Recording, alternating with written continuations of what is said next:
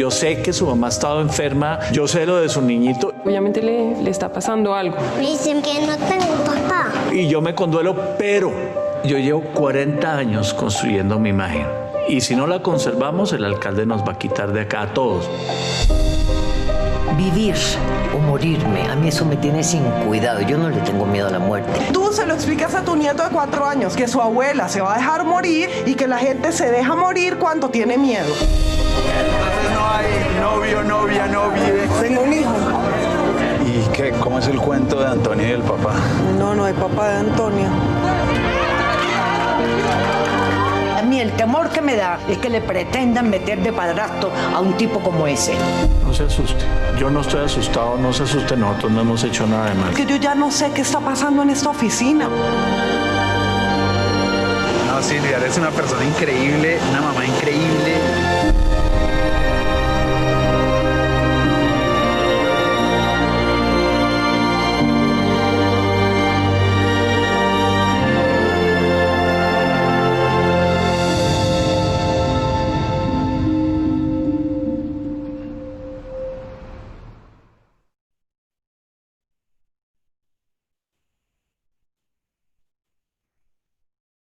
Hello, and welcome to Curzon Living Room, an ongoing season of live Q&A events on Curzon Home Cinema. My name's Simran Hans, I'm a film critic for The Observer, and today I'm going to be in conversation about the wonderful Litigante with the director Franco Lolli and the star Carolina Sanín.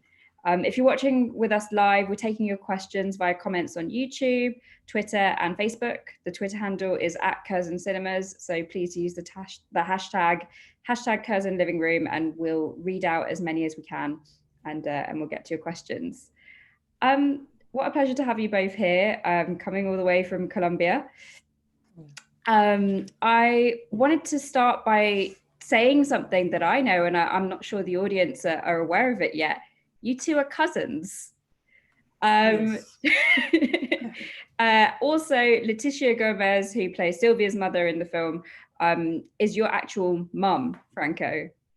Absolutely, yes. And in real life, she was diagnosed with cancer and thankfully is in remission now, I believe. This film is so drawn from your personal experiences. What made you want to write it as a fiction film rather than to sort of do a documentary about it, seeing as it's kind of so rooted in your real life? Yeah, actually, I don't see myself as a documentary filmmaker, because what I like the most is to recreate life. But for that means that I have to recreate it, you know? And the way that I shoot, and you can ask Carolina about it, is that I do a lot of takes. And I try to get to something that looks like real life, but actually is the actual opposite, you know? So for me, fiction is important also to take a little bit of distance from my own life, because this film and also my previous film are really based on experiences I've had. So it's important to me to have this distance. Maybe that's why. Yeah, maybe you can talk a little bit about how the idea for this film came about and sort of the moment that you decided to tell this story. Yeah, I started to write the film in 2016, and actually the story didn't have anything to do with cancer, because my mother wasn't sick at that point. It had to do with a woman, a lawyer, that's Carolina's character in the film, and I wanted to, I mean, all of my previous films, my first feature and my short films, were about men. And I wanted to change the point of view and try to see what it was like to live as a woman, you know. I was inspired by many women from my life, my mother. And then when I was writing the film, my mother got diagnosed with cancer, you know, and this impregnated the film a lot. I was very sad with this story, with this situation. At the same time, I had like a really strong will to live more than before. And I thought that was like a good start for a film, you know? That's a really interesting way of kind of talking about it, how it was inspired by the real women that you knew. Did you have any idea that you were going to cast those women as well and have them have the women that you knew play those characters in the film? Did you when the mother character sort of took shape? How did you decide to cast your own mother? It came naturally, actually. At the beginning, it wasn't a choice. I don't really choose, It comes. They choose you. Yeah, in a way. It's not they. It's like life knows, Like the film has a life of its own, and it tells you. And it told me that my mother had to play in it. It told me that Carolina had to be a part of it. Actually, Carolina saw it before me because she was connected to what the film was like, what the film spirit, in a way. I don't know if it makes any sense what I'm saying, but. Can you talk about that a little bit, Carolina, about how you kind of either saw yourself in the film or saw a character that you recognized?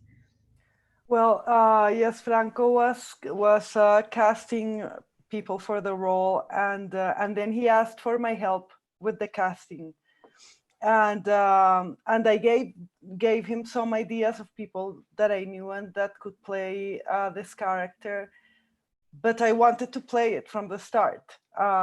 Nonetheless, I did recommend honestly these other people, but then I insisted that I should play the character and that he cast me, and he also knew that he wanted me for the for the film, I think, but he was reluctant and he wanted to try every possibility that he could come up with, and he did. And the casting took very long. What, Franco, like 6 months or something? 9 months. 9 months. Very, very long.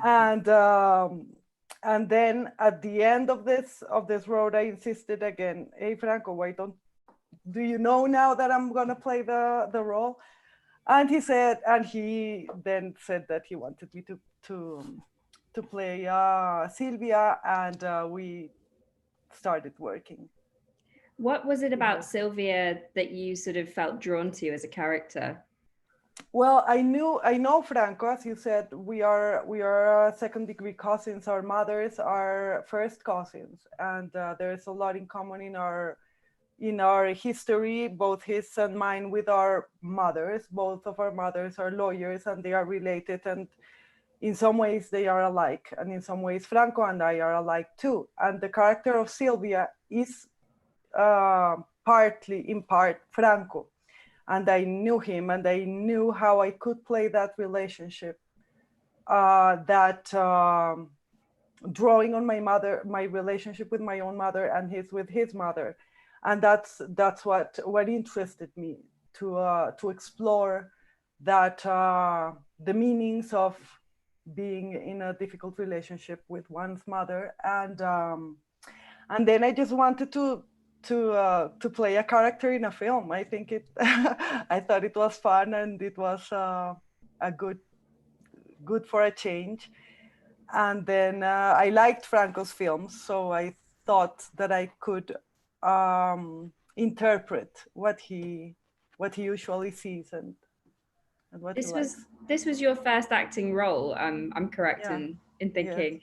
So can you both tell me a little bit about what that was like? I mean, Carolina, I'm interested to know sort of how you were able to give such an incredible performance, given that you didn't have experience acting, and Franco, how you helped to kind of draw that out of Carolina with her being a kind of non-professional actor.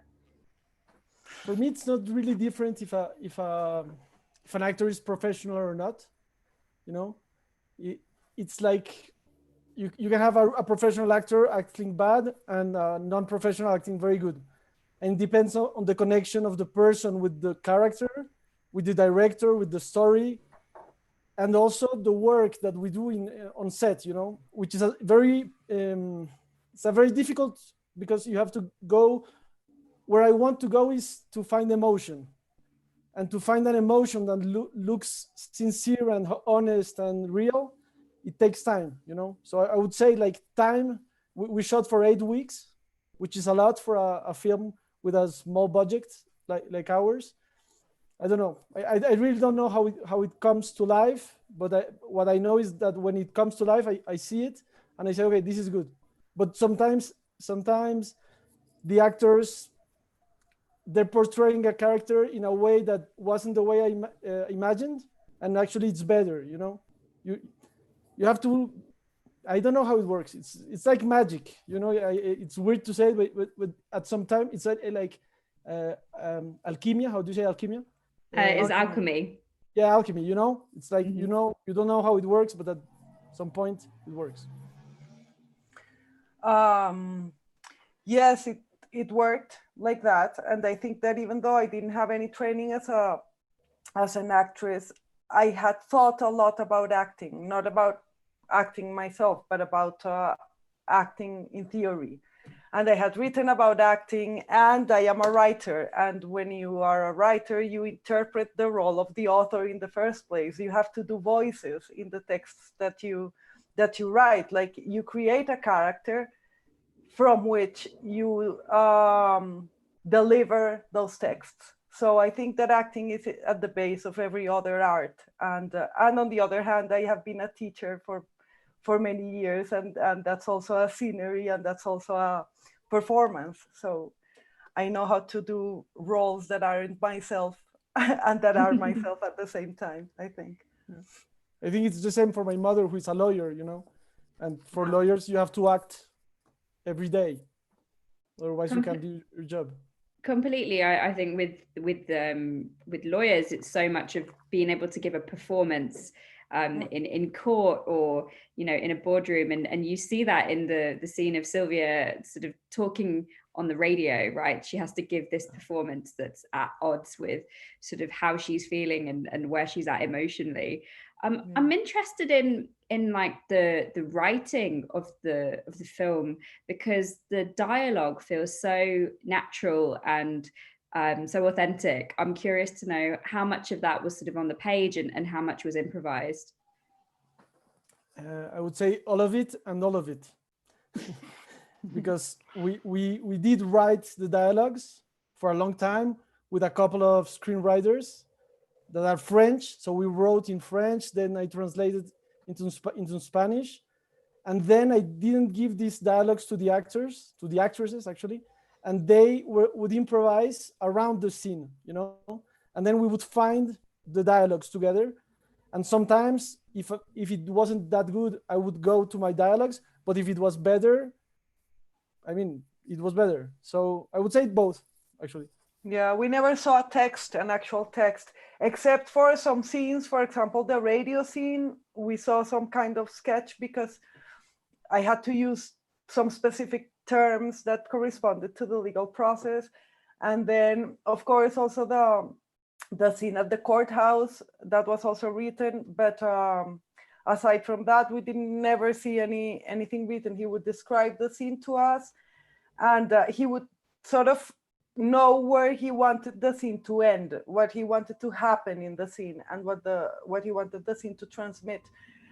And then we started moving around that, and we rehearsed a lot. And besides the many shots that he took, we also rehearsed for a while every scene before. And so we found the words, and some things stayed, some things he got rid of. Sometimes we didn't agree, and we didn't want him to get rid of some stuff that we had come up with. Sometimes we put in that stuff anyway. So sometimes we disobeyed. Most of the time we obeyed. So yeah, it's like a way of creating the scene organically, Yeah. It's like it comes through the bodies, and I think that's why it feels natural, because actually you have to, in order to act it right, you have to feel it's right. So it's better than just to give a text to an actor, at least for me, because I know many directors can do it otherwise, but for me it's easier that way. Yeah, and you really get the sense of the relationships between mother and daughter, or between sort of two sisters, or a mother and son. There's so much of the kind of the brilliance of the film is in the tension and the authenticity of how these characters live with each other and react to each other. Something I thought was interesting was just the sort of themes of parenthood and sort of children and parents, and this dynamic between two people trying to assert themselves and finding it quite difficult. But this is a theme that you've explored in your previous film as well, Franco. Sort of slightly in a slightly different way, but you know, with a child kind of having tension with his parents, and obviously in this film the child is grown up. What draws you back to this idea of family? Why is this theme so fascinating to you? I think I'm traumatized by my own part. I mean, by how my family was, you know. Now I have my own family, and then maybe I'm gonna traumatize my kid, maybe not, but I think I'm traumatized, really. And that's why I'm talking about this in every one of my films, because even in my short films, I'm talking about family, about the difficulty of family, of motherhood, of fatherhood, you know.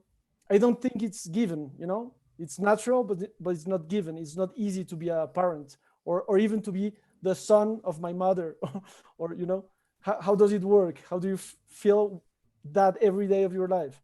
I mean, I would like to make films about something else, actually. I think I'm gonna for the next one, I hope. But I did say that for this one, and actually I didn't. So let's see how much this trauma, how big it is, you know? Well, I mean, I'm interested that you bring up the fact that you have a family as well now, because your child was born at the end of the process, right? Yes. And so you're a fairly new parent. And I wonder if kind of several months on, reflecting on this film that you've made about sort of being a child reckoning with their parent, and now you're a parent yourself, has that changed how you sort of look at some of the themes in the film? Maybe it's early to say as your child is young. I think what it did to me is that I think to be a father or a mother is really, really difficult, you know. And I knew it theoretically before, and now I feel it every day. So I have like, I forgave my mother a little bit more, having a child of my own. That's what changed. But actually it's just because, you know, that, I mean, we all have problems with our parents, don't we? You know? So I guess he's gonna have problems with me, and maybe he's gonna tell me you weren't there because you were shooting a film, or you took too many space, or you talk too loud. You know, he will find something, of course, and it will be right and true. You know. Let's talk a little bit about your mother and about the mother character, because Leticia is such a brilliant character. She's funny, she's straightforward, she's a little bit mean, but also there's real tenderness there. And I think both in the performance of Leticia and also in the sort of role as written, she's kind of this beautiful mix of comedy and tragedy.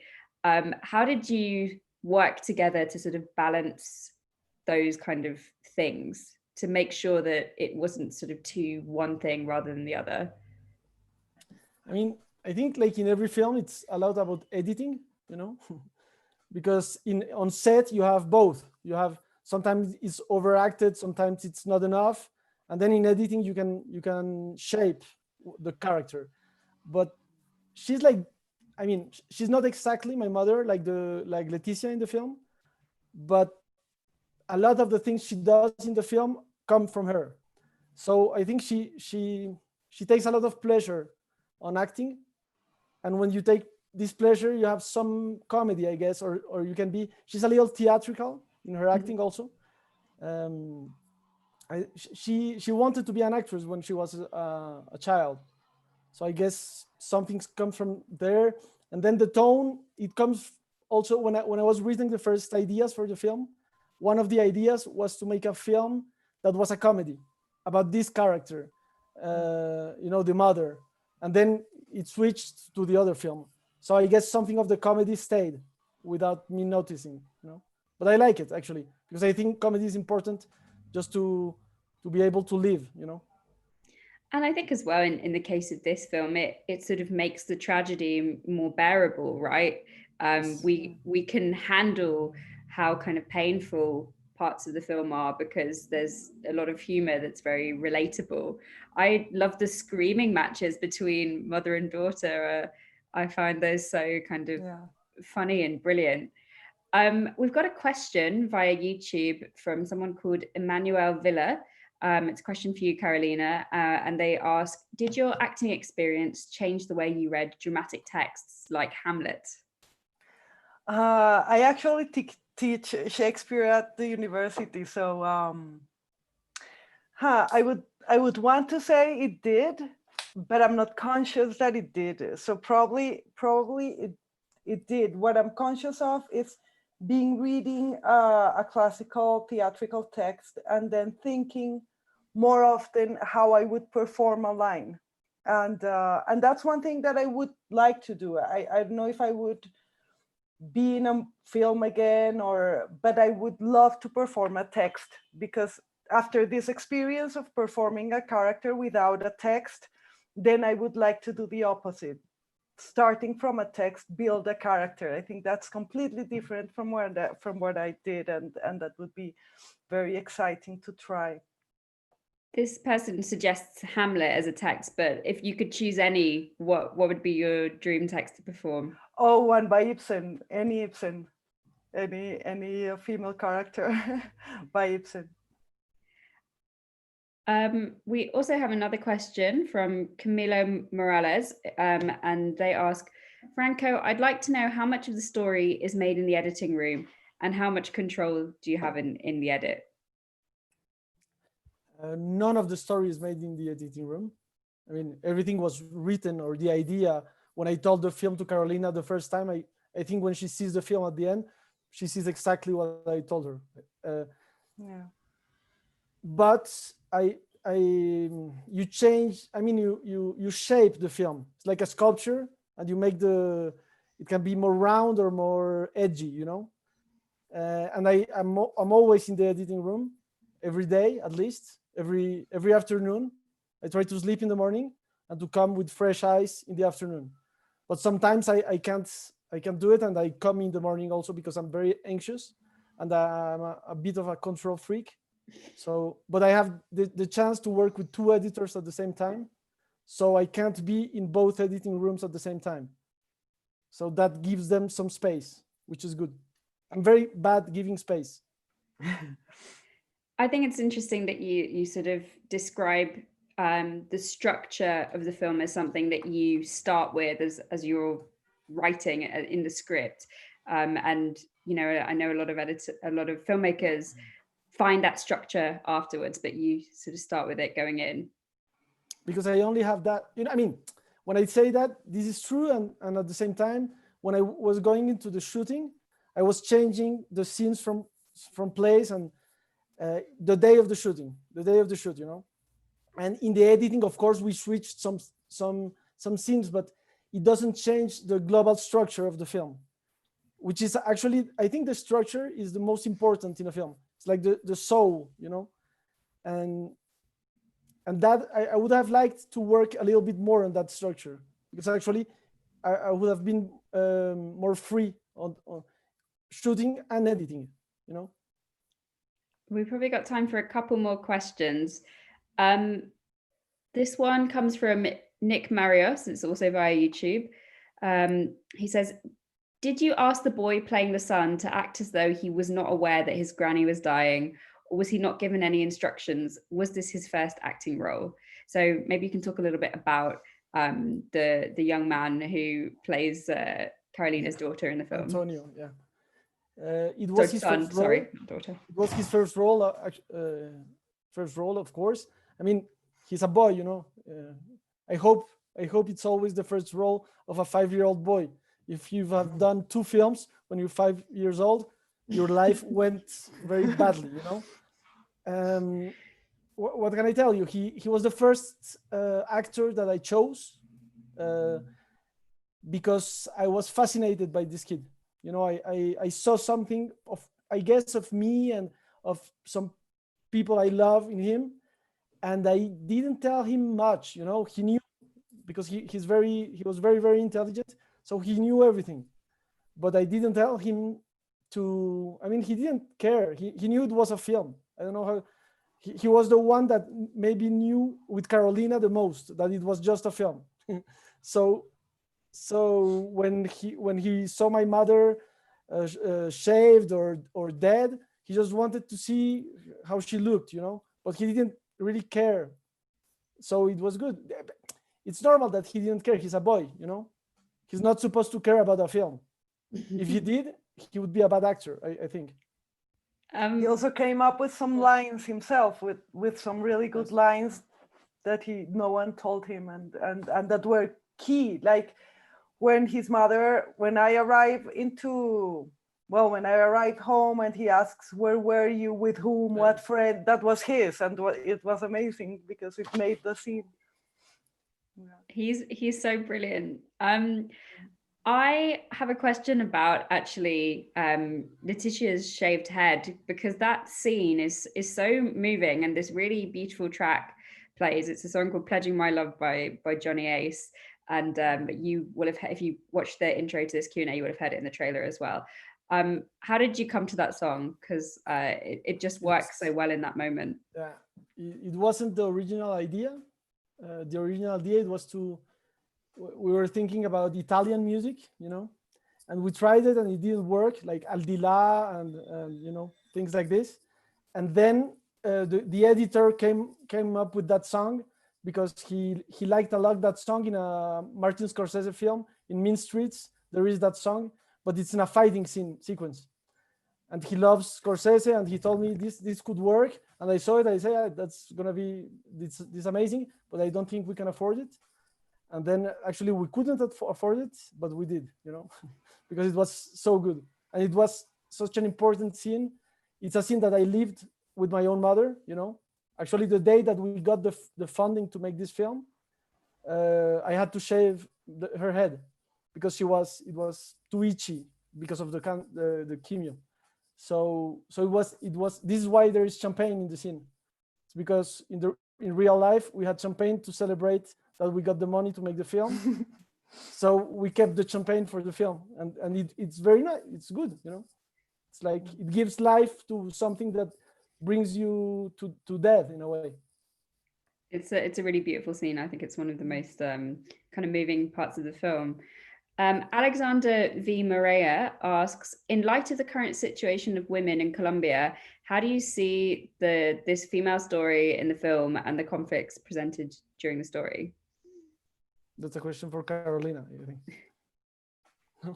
Maybe you can start, Carolina. I'm sure you both have a perspective. No, I think Franco should answer that one because he's the one who wrote the film. No, I mean, I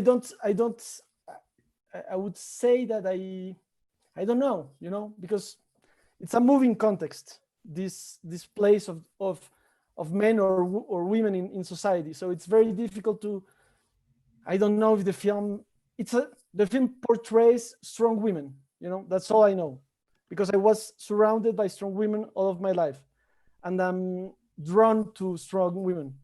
So it was important for me to do that. But even when I say strong women, I mean, of course, women are strong, like men are strong, or not all men are strong, not all women are strong. These are strong characters, and they're women. And for me, it was very important that they're women because the people I love the most in my life are women, But I wouldn't know how to place it in the social context in Colombia right now, which is like the world's very complicated. This is why Carolina is better for this.